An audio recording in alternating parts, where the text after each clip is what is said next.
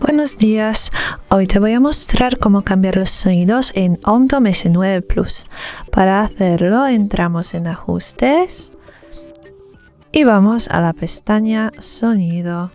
Entramos en esta y aquí abajo tenemos los sonidos que podemos cambiar. Para hacerlo hay que entrar en, por ejemplo, tono del teléfono. Ahora vamos a elegir el sonido y lo aceptamos.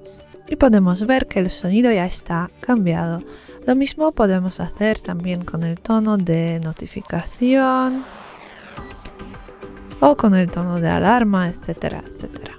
Y es todo. Muchas gracias por ver el video. Te invito a dejar un like, comentar y suscribirte a nuestro canal.